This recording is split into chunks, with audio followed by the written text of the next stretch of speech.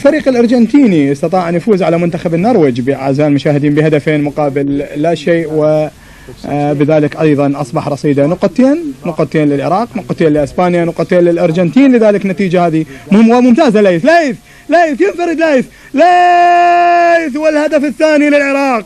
ليث يعوض ما فات في المباراة الأولى. ممتازة ليث حسين بمجهود فردي وقطع جميل وبإمكانات فردية جيدة يضع الكرة العراقية الثانية بالمرمى الأسباني. هدفين للعراق مقابل لا شيء لإسبانيا، واحنا نتقدم بهدفين في مطلع الشوط الثاني، وهذه عاده. شوفوا ليث كيف تلعب المدافع اعزائي المشاهدين ويدخل وبيساره، هذا التهديف الصحيح لتصبح النتيجه هدفين للعراق، وهذه عاده ثالثه لكره ليث اللي وضعها بيساره بمرمى اسبانيا ليضع رصيد العراق هدفين مقابل لا شيء لاسبانيا. ممتازه يا شباب، يلا يا شباب عيدوا البهجة لنفوذ جمهورنا بعد ما فات الشيء الكثير في مباراة الكبار. ليث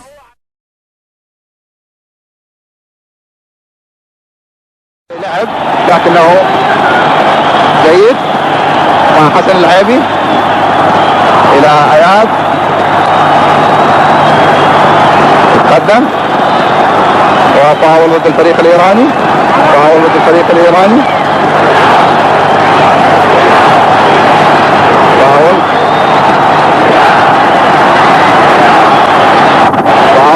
الإيراني في منتصف الملعب، وأنا مرتاح الفريق، يعني وصور الجمهور كله في العراق مرتاح، وهذا لعب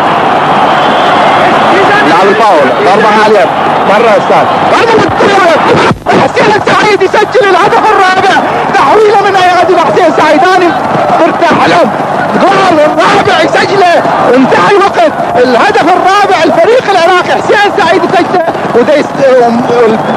حارس المرمى الإيراني ما يقدر الفريق العراقي 4 والفريق الإيراني 3، انتهى الوقت وما أدري ايش يغيب فريقنا بضربة رأس بديعة بالدقيقة 31 حسين سعيد يسجل الهدف الرابع للفريق العراقي.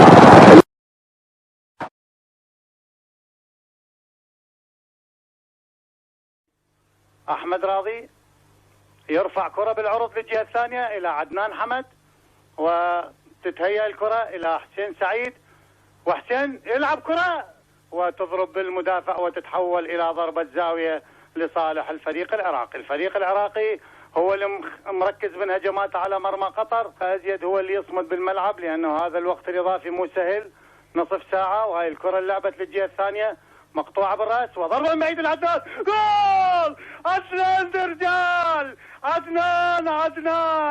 عدنان درجال بطل، عدنان درجال يسجل الهدف الأول لصالح الفريق العراقي من ضربة رائعة من خارج المجال. عدنان درجال البطل، وهي كرة ملعوبة، شوف راجعة للخلف مقطوعة، وعدنان درجال بضربة رائعة يسجل الهدف الأول لصالح الفريق العراقي. البطل عدنان درجال يكلل جهده العظيم والمتميز. هذه عادة بالتصوير البطيء، حارس محمد، شوف ضربة رأس وعدنان درجال ضربة رائعة إلى أقصى الزاوية.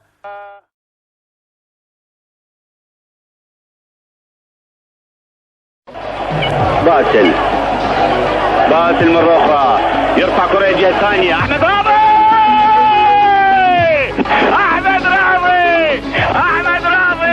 والهدف الرابع في بطولة كأس العرب. أحمد راضي وهدف جميل لأحمد راضي، والهدف الأول لمنتخبنا الوطني. شوف ضربة رأس جميلة على يسار حارس المرمى ميلان عباسي. مرة أخرى شوف أحمد راضي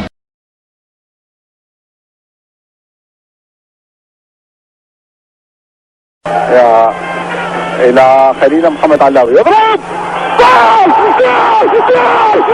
خليل محمد علاوي، 40 مرة مسوية، جول لمنتخبنا الوطني، الراتبنا جول هادي، جول للعراق العظيم، جول الهدف الثالث يسجله خليل علاوي. فخ مشاهدي الكرام ومستمعيني، 40 مرة مسويه هذا الفاول بالتمرين، كل ساعة نسويه بالتمرين. جول للعراق، جول للعراق، 3-1 للعراق، جول شوفوا من بعيد، خليل جول جول للعراق العظيم، جول نتيجة 3-1 رئيس سلطة السيد الرئيس والاعلام العراقية، وجول يراد انه جول رابع. اني ما امن كرة القدم.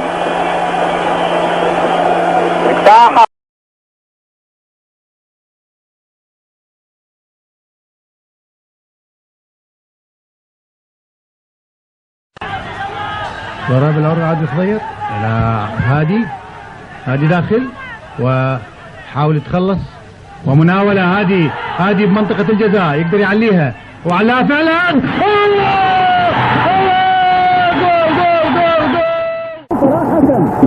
جول صلاح حسن، جول حلوة، لعبة حلوة من هادي أحمد، وجول صلاح حسن، جول ظهر بالصورة طالع الصفير بطيء ويحطها بالراس وهو طاير. صلاح حسن لعبة حلوة قديش داخل الجول بالدقيقة 40.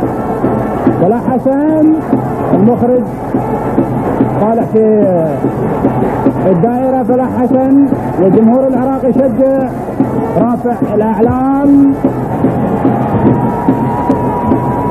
هادي أحمد رقم 9 ياتي كرة من علي كاظم منسوق، طلعها كرة عرضية بشمالها حلوة، طلعها مرت من حارس المرمى وراحت لصلاح حسن، حطها براسه وهو طاير جول.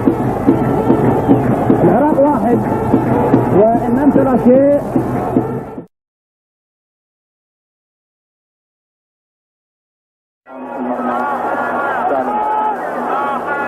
كرة عالية من سالم مروان، غانم عريبي ومتسلل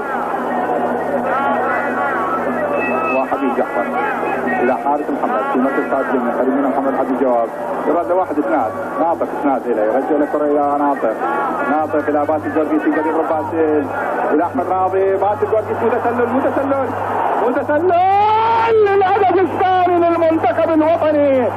باسل جورجيس بهجمة سريعة متسلل ويا احمد راضي 1-2 ويسجل الهدف الثاني. راوغ الحامي الهدف. النتيجة الان هدفين للعراق مقابل لا شيء للمنتخب السعودي. في الدقيقة 27 باسل جورجيس يسجل لنا الهدف الثاني للفريق العراقي. النتيجة الان هدفين للعراق العظيم مقابل لا شيء للفريق السعودي. باوة مناولة الى باسل جورجيس من احمد راضي، يطلع له حارس المرمى يراوغه بكل هدوء ويسجل لنا الهدف الثاني. النتيجة الان هدفين للعراق مرة اخرى من احمد بن باسل الى احمد راضي 1-2 ومتسلل ويراوغه الحكم قريب، والهدف الثاني لمنتخبنا الوطني. النتيجة الان هدفين للعراق مقابل لا شيء لفريق السعودية. غانم عريبي، غانم كرة الى احمد راضي سجل هدف وفاول ضد الفريق السعودي. احمد راضي سجل هدف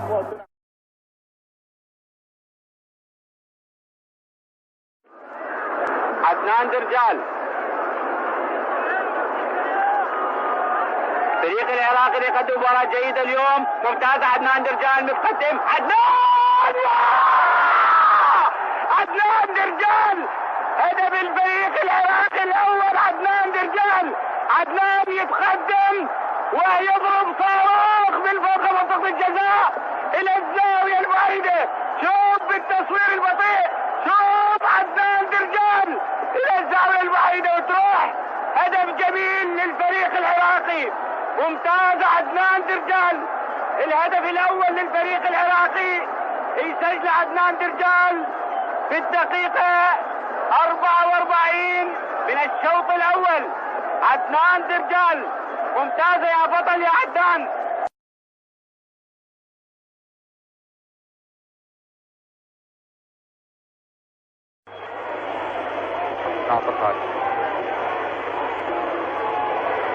سليم محمد عدنان، واحمد جاسم راح ينزل حارس مرمى بدلا من ضحي.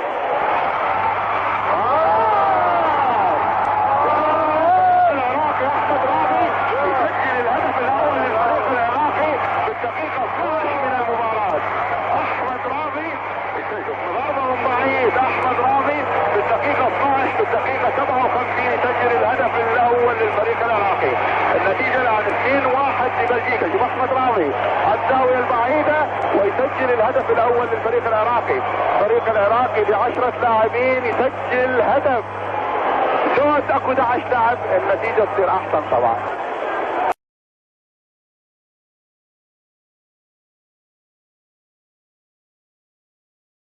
تنقطع من اللاعب السعودي حامد صبحي ومرة أخرى حاتم فرحان. علاء ممتاز يسيطر على الكرة. علاء يحول كاظم إلى فلاح انفرد وضربة ممتازة. جول يسجل فلاح الهدف الثالث في الدقيقة 24 و50 ثانية. فلاح حسن شوف التصوير البطيء مناولة من كاظم. فلاح حسن انفرد داخل منطقة الجزاء وشوف بالزاوية البعيدة تماما جمال البحرين طلعنا ناشوف جو ايد حارس المرمى نسجل الهدف الثالث للفريق العراقي. النتيجة الآن 3 أهداف للعراق مقابل لا شيء للسعودية. 3 أهداف للعراق مقابل لا شيء للسعودية.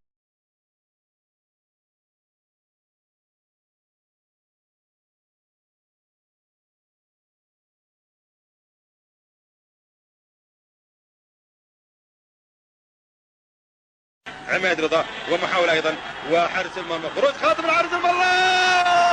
الله الله الله الله الله الله أحمد عباس خلصها أحمد عباس الهدف الثاني في الوقت القاتل. أحمد عباس خلصها. احنا قلنا لاعبين البدلاء ممكن يخلصونها وخلصها أحمد عباس. إذا كاس البطولة للمنتخب العراقي وخروج خاطئ من حارس المرمى فوجي ياسوكي. شوف زعلان فوجي ياسوكي وحسرة وندم على وجه حارس المرمى فوجي ياسوكي لأنه خروج خاطئ حارس المرمى اللي بيشاهده بالصورة وبالتالي تهيأت كرة جميلة جدا لأحمد عباس. شوف العدم البطيء. شوف تمريرة هذا اللاعب اللي قلنا نشأت عليه تمريرة جميلة جدا. ولكن حارس المرمى شوف حارس المرمى خروج خاطئ من حارس المرمى. وكان أيضا عماد رضا. إذا عماد رضا والهدف الثاني من عماد رضا. احنا قلنا اللاعب أحمد عباس ولكن عماد رضا. شوف العدم البطيء. شوف حارس المرمى دخول الخاطئ. شوف حارس المرمى وكان هناك اشتراك من احمد عباس ولكن ايضا عماد رضا ايضا يضيف الهدف الثاني ايضا للمنتخب العراقي والهدف الثاني ايضا لهذا اللاعب شخصيا واللاعب المتميز. شوف العدم البطيء. شوف الدخول الخاطئ من حارس المرمى وكان اشتراك ايضا من اكيدا. شوف الذكاء الجميل جدا من هذا اللاعب.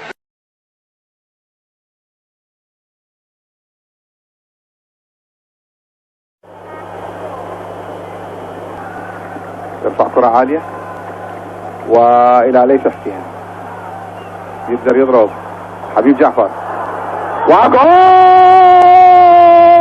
الهدف الأول. حبيب جعفر يسجله في الدقيقة 12 من الشوط الثاني. يسجل الهدف الأول لمنتخبنا الوطني في الدقيقة 12 من الشوط الثاني. حبيب جعفر مناولة وليث حسين اللي هيئ الكرة وحبيب جعفر اللي انشاد بالصورة يسجل الهدف الأول لمنتخبنا الوطني في الدقيقة. وهاي عدم التسجيل البطيء وتحويله تروح إلى حبيب جعفر اللي يسجل الهدف الأول على يمين حارس المرمى. كرة مع منتخبنا الوطني ويسيطر عليها الفريق القطري. سمير